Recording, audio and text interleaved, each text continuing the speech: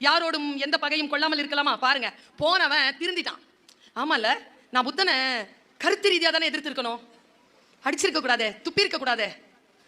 திரும்பி வந்தான், ஓன்னு அழுறான். மன்னிச்சிரு மன்னிச்சிரு மன்னிச்சிரு ஓன்னு அழுறான்.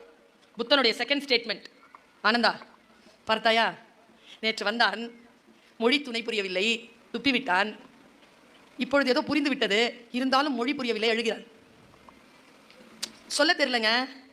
நம்ம வீட்டில் இருக்கிற மனைவியோ கணவனோ அம்மாவோ அப்பாவோ அடித்தாலோ அழுதாலோ பாவம் சொல்ல தெரியலங்க. சொல்ல தெரியல. சொல்ல தெரிஞ்சதுன்னா இப்படி செய்வாங்களா? புத்தன் சொன்னான், அதை சொல்லிட்டு அப்புறம் சொன்னா மன்னிச்சிரு மன்னிச்சிரு மன்னிச்சிரு காலில் விழுறான். இப்போ நீங்கள் எல்லாருமே தான் புத்தர்கள், நீங்கள் சொல்லுங்க, அவனை மன்னிக்கலாமா வேண்டாமா? மன்னிக்கலாமா? புத்தன் சொன்னா மன்னிக்க முடியாது. இங்க ஆடியன்ஸ், கள்ளக்குறிச்சி ஆடியன்ஸ் சூப்பருங்க, மன்னிச்சிடலாமான்னு கேட்டால் கம்முன்னு இருக்குதுங்க. ஏன் தெரியுமா? சொல்லி ஏன் சிக்குவானே, நீ ஏதோ சொல்ல போறல அதை சொல்லு. Super madam. அவன் சொன்னா முடியாது, உன்னை என்னால் மன்னிக்க முடியாது. ஏன் ஏன் என்று கேட்ட அந்த இளைஞனுக்கு புத்தன் தந்த பதில், நான் புத்திசாலி. எப்படி? என் பெயர் புத்தன், அதனால் தான் என் பெயர் புத்தன். ஏன் அப்படி சொல்கிறாய்? என்னை மன்னிப்பதனால் உன் புத்திசாலித்தனம் கெட்டு விடுமா?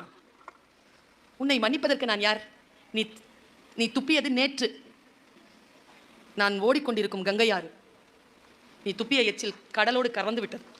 அதை சுமந்து கொண்டிருப்பதற்கு நான் என்ன முட்டாளா? வார்த்தை. அப்புறமா சொன்னா, இதோ நீ புலம்பிக் கொண்டு அழுது கொண்டிருக்கிறாயே, இதுவும் கடந்து போகும், இதையும் சுமக்க போவதில்லை. கிளாராங்கிற ஒரு அம்மாங்க 97 இயர்ஸ்ல இறந்தாங்க. ரெட் கிராஸ்ங்கிற ஒரு மூவ்மெண்ட்டை கண்டுபிடிச்சது அவங்க தான். அவங்களுடைய மரண வாக்குமூலத்தை சொல்லுகிறேன், இன்றைக்கு நீங்கள் எழுதி வைத்துக் கொள்ளுங்கள். வாசித்தனால் வந்த அறிவு எனக்கு. நான் துக்கங்களையும் துன்பங்களையும் சுமந்ததே கிடையாது, அதுதான் என் வாழ்க்கையின் இளமையின் ரகசியம்.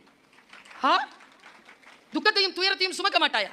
நினைவு வந்தால் நான் அதை மறந்து விடுகிறேன், நினைவு வந்தால் மறந்து விட்டதை நினைவு கொள்கிறேன்.